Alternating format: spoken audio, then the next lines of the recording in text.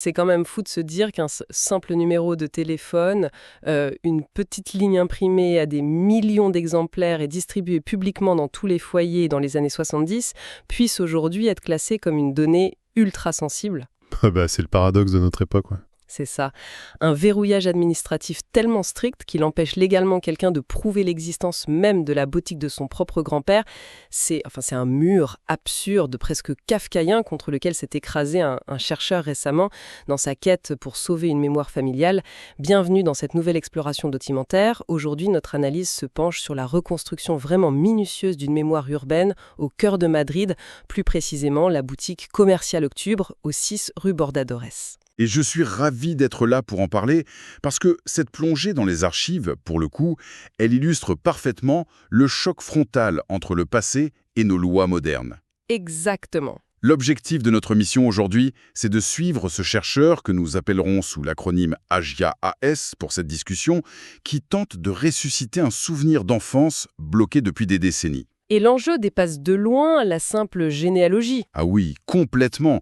On va décortiquer ensemble comment une enquête d'apparence banale sur l'histoire commerciale du Madrid des années 60 se transforme en un véritable bras de fer juridique, avec d'un côté des annuaires téléphoniques introuvables et de l'autre la très rigide législation contemporaine sur la protection des données. Alors, le point de départ pose tout de suite le décor.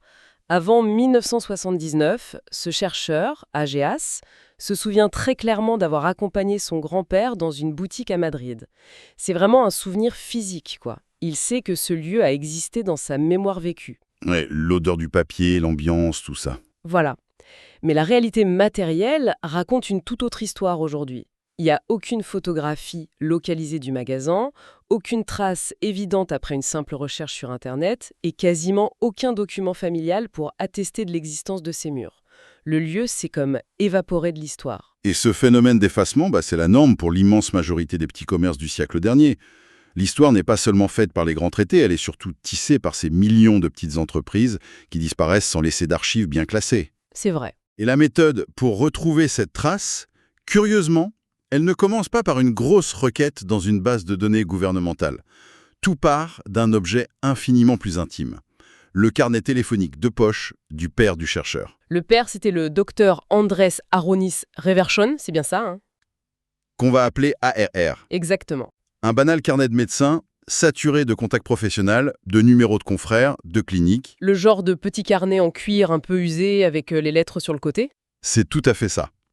Et au milieu de cette jungle d'adresses médicales, sous la lettre B, il y a une petite note manuscrite. Quelques caractères griffonnés par le médecin, je cite, « Bordadores, entre parenthèses, papa, point médian, 266 54. » Juste ça. Juste ça. Mais c'est la fameuse étincelle de toute l'enquête.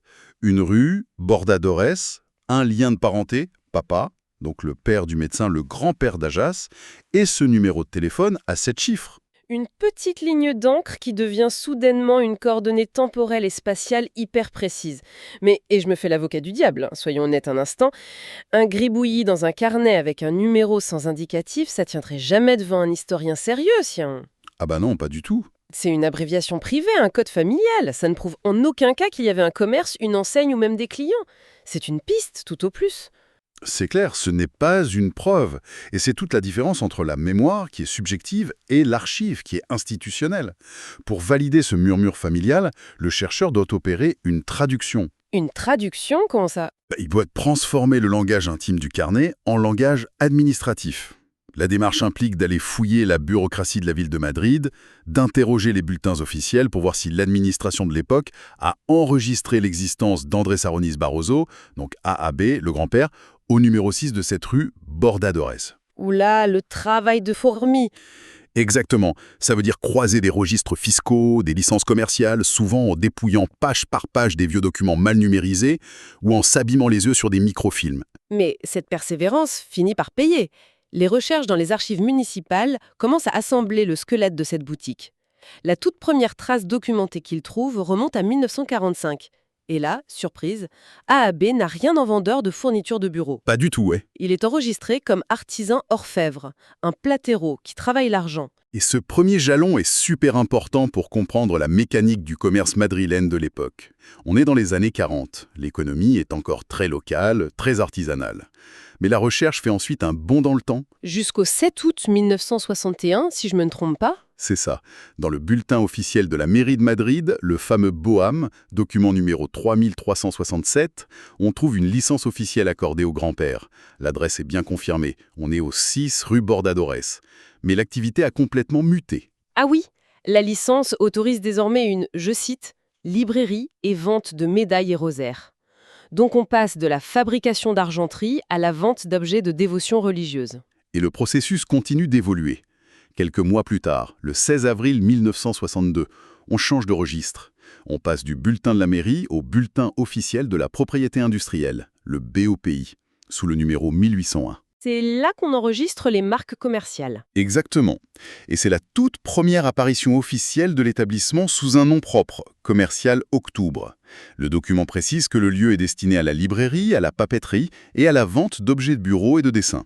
Et pour clore cette évolution, il y a un dernier document du BOAM, le 28 mars 1966.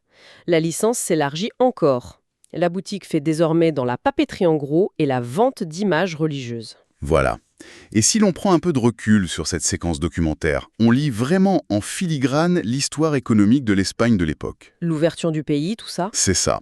Le pays sort de son autarcie, l'économie se tertiarise, le grand-père passe du statut de simple artisan en nom propre à la création d'une véritable marque de distribution en gros. Mais c'est justement ce glissement qui m'interpelle. Le nom Comercial Octubre, enfin, je sais pas, ça sonne extrêmement froid, c'est très institutionnel, très bureau de l'époque, ça évoque des pièces grises remplies de machines à écrire. Ouais, on imagine les employés en costume austère. Voilà. Et pourtant, la réalité vécue par l'enfant qui visitait ce lieu, c'était une boutique chaleureuse tenue par son grand-père où l'on vendait des chapelets en famille. Ce contraste est saisissant.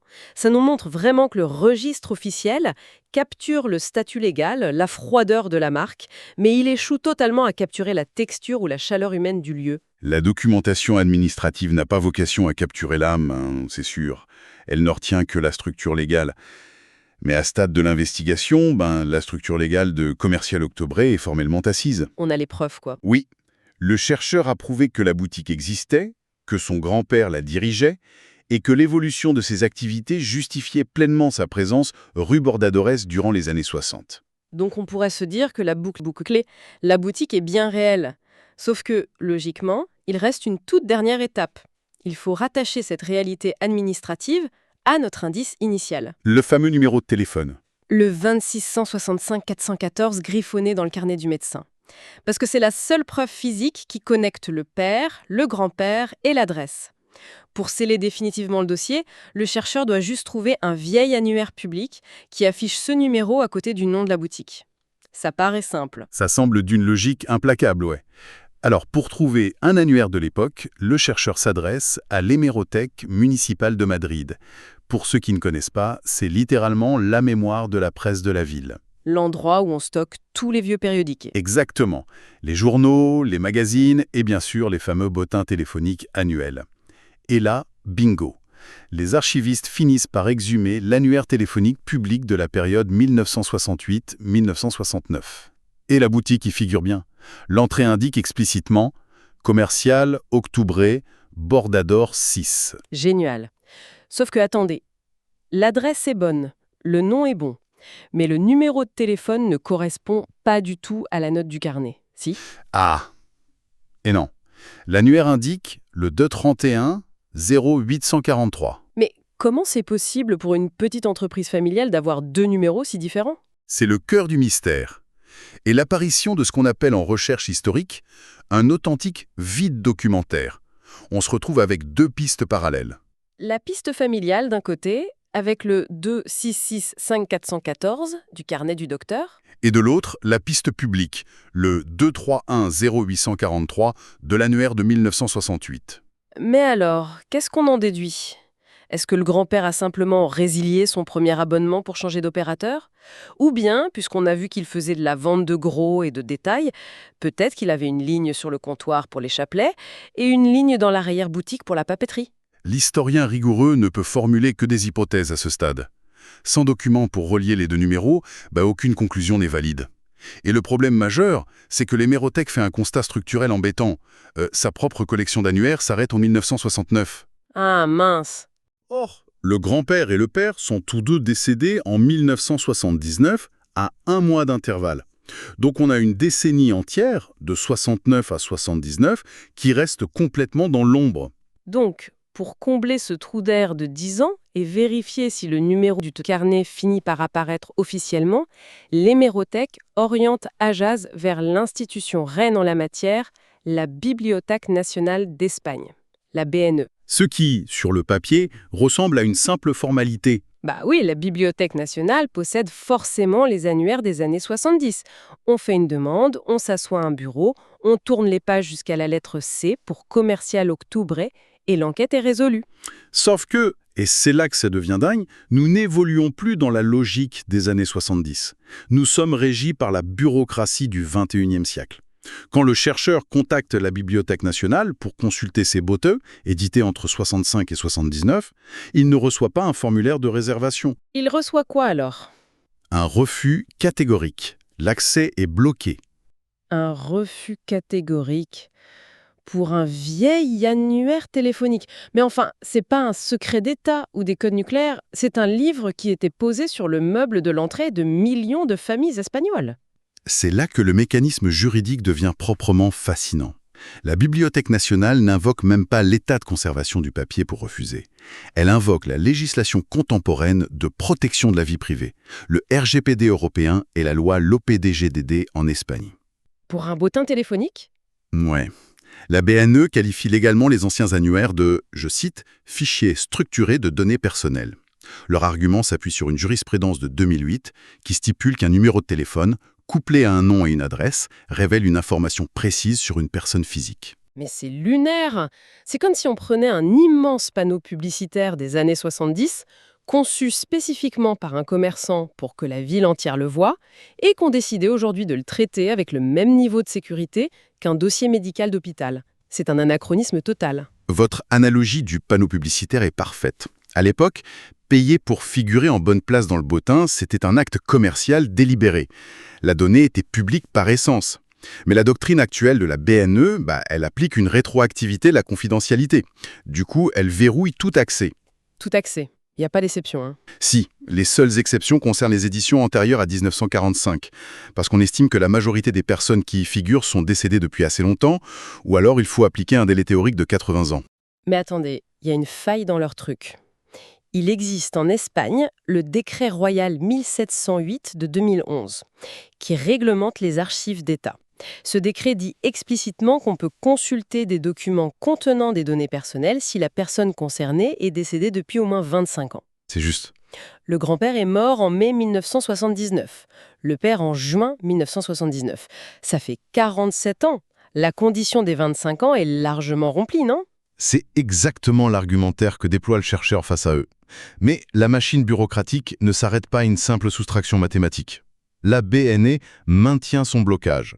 Et pour envisager de lever ce verrou, elle exige des garanties procédurales écrasantes. Du genre ? Des identifications numériques certifiées, des copies de certificats de décès, des pièces d'identité offusquées, la charge de la preuve s'inverse complètement. Le chercheur est poussé dans une telle impasse qu'il en vient à devoir préparer une réclamation officielle, argumentée en droit, auprès de l'Agence espagnole de protection des données, l'AEPD. Pfiou ! Mais il faut se faire l'avocat du diable un instant. Parce que la Bibliothèque nationale, au fond, ne fait-elle pas simplement son travail de gardienne ? Ces institutions gèrent des millions d'archives. Elles ne peuvent pas analyser chaque requête au cas par cas avec des sentiments. C'est un point de vue tout à fait défendable. Si la loi dit qu'un annuaire est une base de données personnelles, la BNL l'applique à la lettre. Où doit-on tracer la ligne de démarcation entre la curiosité historique d'un individu, même super légitime pour honorer son grand-père, et le devoir aveugle de l'État de protéger les données ? Je veux dire, la bibliothécaire peut pas raturer au marqueur noir le reste de la page pour cacher les voisins de Commercial Octubre avant de tendre le livre au chercheur. C'est exactement la position de l'État. L'institution affirme qu'elle ne peut pas anonymiser un document historique sans détruire sa nature même d'archive. Cependant, le contre-argument de Giage repose sur la proportionnalité. C'est-à-dire, Eh bien, l'article 3 de la loi sur la protection des données prévoit des accès spécifiques pour les personnes liées aux défunts. Le chercheur avance à visage découvert, il prouve sa filiation directe, il déploie pas un algorithme pour scraper l'annuaire de 1975 et faire du ciblage publicitaire sur des descendants, tu vois. oui, il effectue une recherche chirurgicale pour vérifier un unique numéro. Voilà. Donc on se retrouve avec, d'un côté, un bouclier numérique massif conçu contre les géants de la tech, et de l'autre, un petit-fils qui veut juste savoir si le numéro dans le carnet menait à la papeterie familiale. C'est vraiment l'impasse. Et un mécanisme de protection contemporain, pensé pour le big data, écrase complètement la démarche mémoriale légitime d'un individu. L'obstacle devient complètement disproportionné par rapport à la nature de l'info recherchée, une info qui, rappelons-le, traînait sur le comptoir de tous les cafés madrilènes il y a 50 ans. C'est la collision parfaite entre la mémoire intime et l'amnésie institutionnelle forcée. L'histoire de la rue Bordadores est mise sous séquestre, non pas par manque de documents, mais par excès de zèle réglementaire. C'est une trajectoire assez vertigineuse quand on y repense. Ce qui a démarré avec la découverte un peu poétique d'un carnet de médecins abîmé par le temps s'est transformé en une véritable autopsie du système d'archives. Complètement. Ça montre que la reconstruction de Commercial Octubre, au final, c'est bien plus qu'une affaire de famille. C'est le récit d'un souvenir qui luttait contre l'oubli matériel, contre les rénovations urbaines qui effacent les devantures, et qui, au moment précis où il trouve une trace pour survivre, se heurte de plein fouet au mur de l'administration du XXIe siècle. Et ça soulève une sacrée question pour l'avenir. Absolument.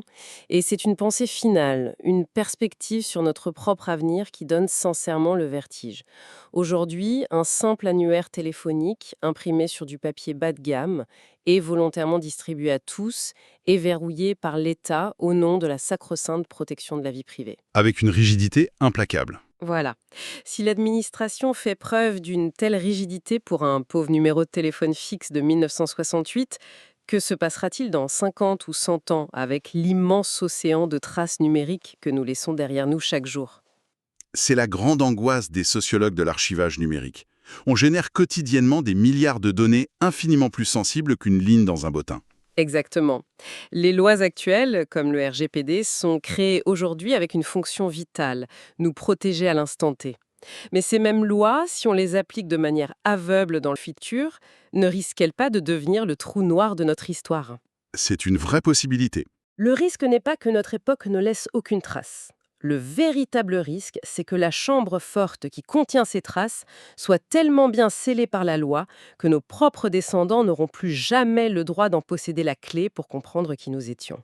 Un coffre-fort juridique, parfait, mais définitivement inviolable. Ça laisse matière à réflexion. Tout à fait. C'est sur cette pensée qu'on va clore notre exploration d'aujourd'hui.